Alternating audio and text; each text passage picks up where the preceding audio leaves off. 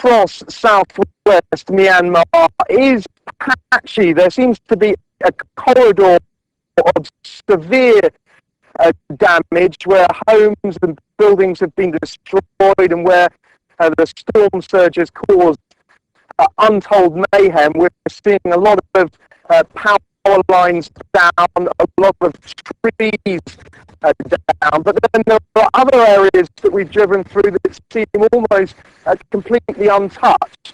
So it's very difficult to get a comprehensive picture of how bad the damage is, but certainly the government now is saying that the death toll could be more than 10,000. We're getting reports on the ground here that saying perhaps up to 20,000 people are missing, although that's something we haven't been able to confirm officially. But certainly it seems that the scale of this disaster is growing hour by hour and day by day as the authorities try to work out which towns and villages have been destroyed and which ones are okay.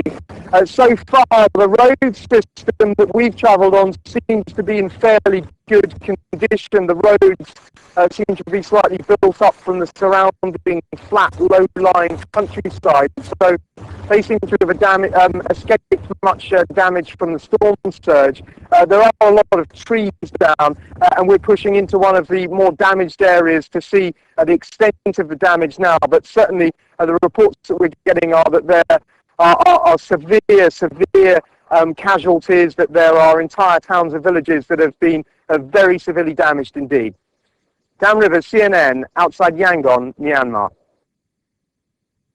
One small village where of the 369 houses that were here before Cyclone, as we progress further south in this area of Myanmar, so the damage is getting worse and worse. We come into one small village where of the 369 houses that were here before Cyclone Nargis hit, only about 4 have been left undamaged, and you can see many have been reduced to just piles of wood and rubble. Many trees have been uprooted. The monasteries have been badly damaged here, but crucially also the rice mills have stopped working, and that means people can't process the rice from the paddy fields here.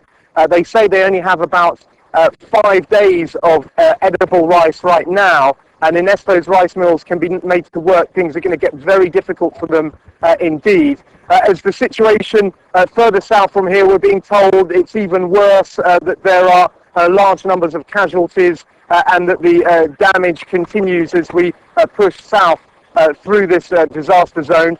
The Myanmar government has asked the international community for help, and help is on its way, but it's no doubt being hampered by all the bureaucracy and red tape trying to get staff and supplies into Myanmar. The international airport has been open now for 2 days, so that will help people get in here. But the terrain coming down this way is very difficult. It's crisscrossed by a river delta. There aren't many roads here, and the roads that there are not very good at all.